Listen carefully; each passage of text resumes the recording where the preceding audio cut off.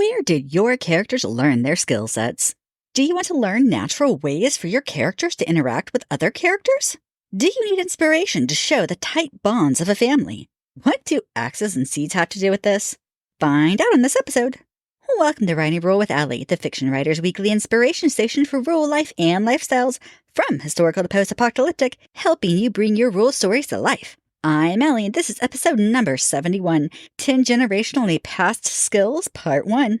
Stick around to the end to find out all the ways things could possibly go wrong. Now, let's get into this. Real life has many skills that are passed down from one generation to the next. Some are passed down to everyone, and others are passed down to individuals who want to learn them. Parents, grandparents, aunts, uncles, and even older siblings can teach these skills. Today, we will cover 10 of them. Number 1, gardening. Okay, maybe you saw this one coming. Historically, gardening was the way that many people saved food for the winter, making this a vital part of life. Today, most people in rural areas still garden, but fewer and fewer rely solely on gardening as their main food source. The first thing people passed down was when to plant. Growing up, St. Patrick's Day was always the day that we planted potatoes. May 7th was the last potential frost day, and corn was always planted when the oak tree's leaves were the size of a squirrel's ear. Yes, I definitely have Native American heritage. Things that were taught included, but were not limited to, how to prep the garden, how to plant, how to spot the weeds, sneak in among the new sprouts, how to tend the garden, looking for diseases, and how to cure them when they are found, what to add to the soil to best give each plant the nutrients that it needs, how to make a trellis, and what plants to grow with it, what plants could be planted together, what plants could not be planted together, when to harvest, how to preserve food, and, very important, how much food that they will need for not only the entire winter, but through the spring until the first spring food becomes ripe. In modern times, farmers do these things on an industrial scale to sell to market. This comes with many skills also.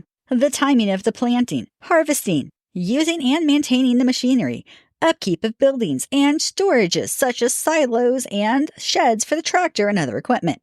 If you would like to learn more about gardening, I have a full episode about it. I also have several on food preservation methods. Number 2, whittling. Next on the list is whittling. Whittling in this case is taking a pocket knife and carving a stick, gourd, or other natural material to make a specific shape. This is most often a toy, but can be figurines. My great-grandfather even whittled a bride and groom made of soap for the top of my grandmother's wedding cake. Yes, it's true that this skill can be learned through trial and error, but it's very often taught from grandparents or other skilled family members to kids. Yes, kids. All of my kids had their own pocket knife by the age of 7, but Amish kids get them far younger than mine did.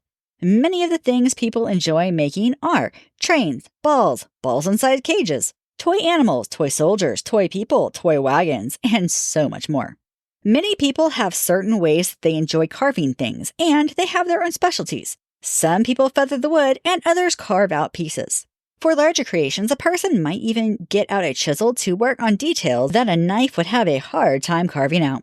The earliest known wooden toys date back to ancient Egypt, where they found wooden dolls, animals, and small chariots. Number 3, sewing. Sewing is important for many things. Everything from clothing to curtains to furniture can be sewn and mended. This is often taught to young girls. They love sewing clothes for their dolls. At least I did, and I didn't even like dolls all that much. But don't be fooled. Boys learn this skill too. They just don't normally use it as often. There are 2 types of sewing, hand sewing and machine sewing. The first sewing machine that I can find was actually a leather sewing machine. It was invented by Thomas Saints in 1790. In 1814 and 1816, prototypes of the sewing machine were invented. However, the first widely used sewing machine was patented in France in the year 1830 by the French tailor, please forgive me, I'm going to mispronounce this, Bartholomew Tiberner. This was the first lock-stitch sewing machine. Lock-stitch is a fancy way of saying that there are 2 lines of thread, one on each side of the cloth, and they are sewn in a way that interlaces the 2 threads to hold the cloth together. These were, of course, all foot pedal powered. Your foot moved the pedal that was attached to the belt that caused the machine to move. Nowadays, we have electric sewing machines. While they still have a pedal, it's pressed down much like a gas pedal of a car. How hard you press determines how fast the machine goes. Be careful with this one. I have known a lot of people who have gone so fast that they sewed their finger right along with the cloth. I hear that hurts. That said, I know preteens that are better than me at sewing machines. A child's ability to be careful will determine if they are ready to learn this. Hand sewing, on the other hand, can be learned much younger. I let my daughter use a large and less pokey embroidery needle and thread to practice how to make stitches in a straight line when she was only 3. Surprisingly, she was very careful and did an excellent job. I would have never let some of the other kids touch them that young because they would have not been careful. Most children in history learned early. In fact, choking to death on buttons was very sadly common in children under 3 and sometimes older. Hand stitching takes practice and time to learn. There will be mess-ups, and they will at some point need to take a seam ripper to remove them. A seam ripper is a small metal thread cutter that is placed between the cloth and the thread to cut the thread and not the cloth. People who have done this for a long time or are very skilled can make a shirt or pants in a few hours.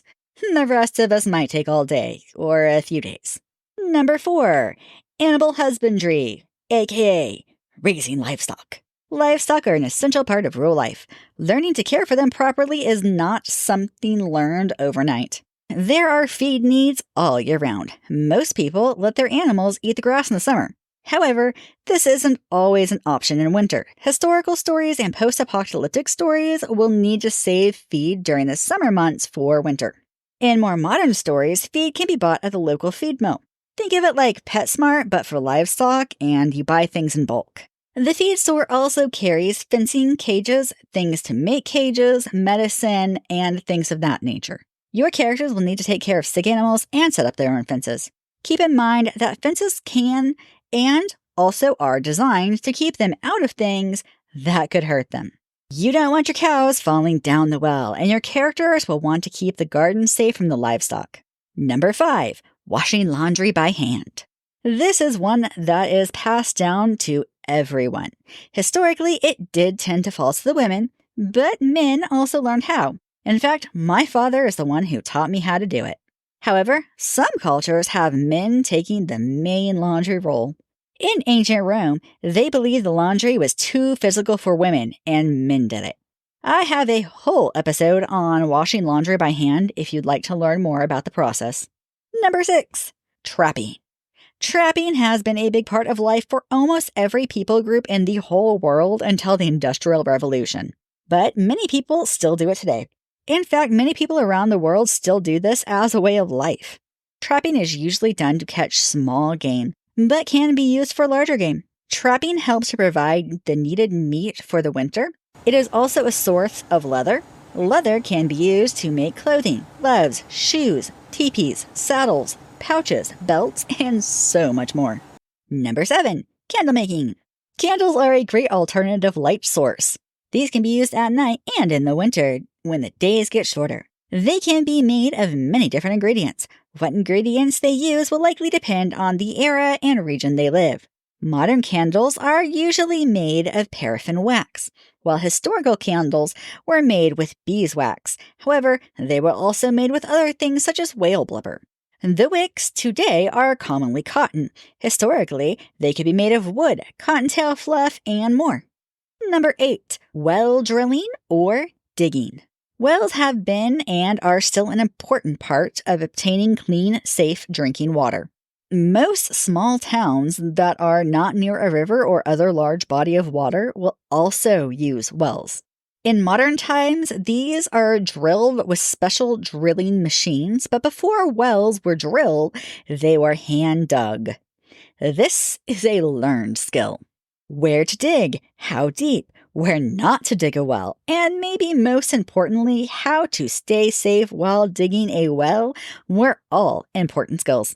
Now I hear you. But Allie, what could possibly be dangerous about digging a hole? A few things. There is a chance that the well could collapse on the person digging it if it's not properly reinforced. There were sometimes gases found underground that killed people. These could include carbon dioxide, methane, hydrogen sulfate, and other volatile organic compounds. Many times people worked to dig a well, and it could take days, weeks, or months depending on how deep it was, how many people were helping, and many other factors. The further down a well was dug, the higher up the dirt and rocks would have to be hauled. This led to the dangerous and sometimes deadly chance of the rope breaking and the dirt and rocks falling back onto the person in the well. Painful at a few feet, but large rocks falling on a person at even 10 feet could be deadly. I have 2 episodes on wells if you would like to learn more about the different types of wells. Number 9. Wood chopping. Wood chopping is also called splitting wood or even chopping firewood. This is the act of taking a tree trunk or even a large branch and splitting it into several pieces with an axe.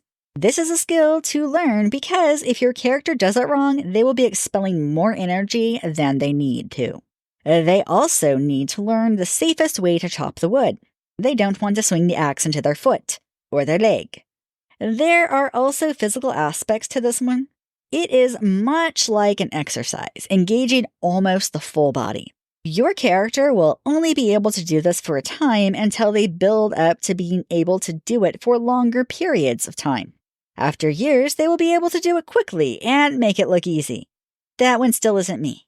Number 10. Saving seeds.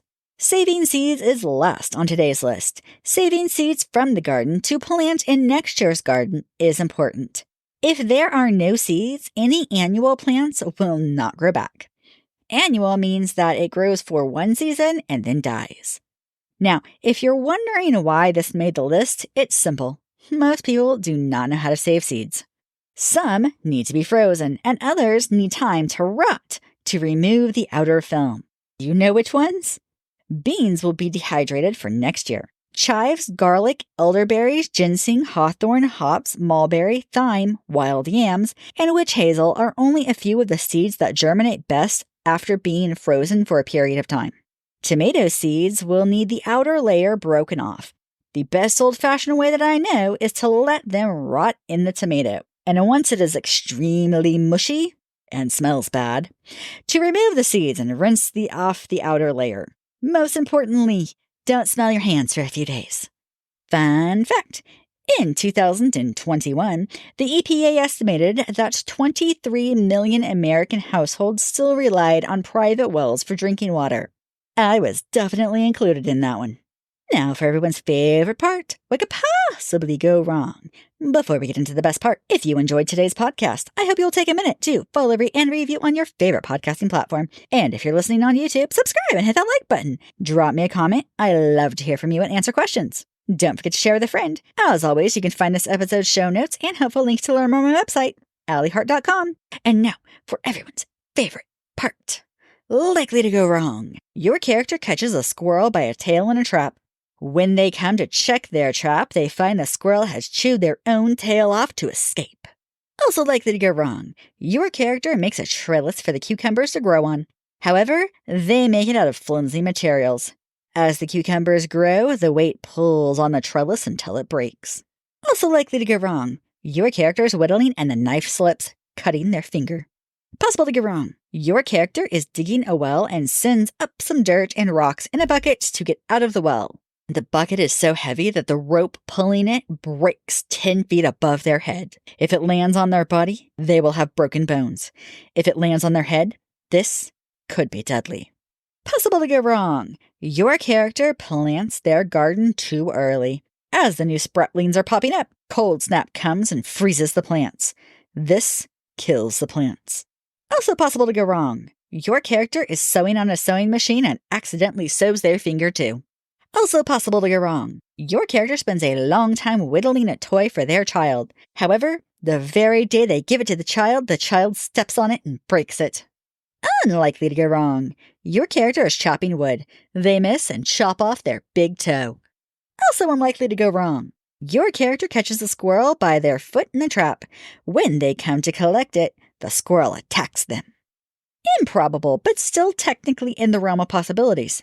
Your character helps a cow struggling in labor by pulling the calf out by the feet. As soon as the baby comes out, the cow turns on your character and gores them with a horn.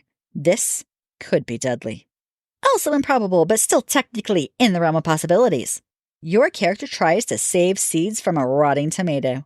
They do not wash their hands well before eating, and the cross-contamination gives them food poisoning. Thanks for listening. Until next time, happy wordsmithing!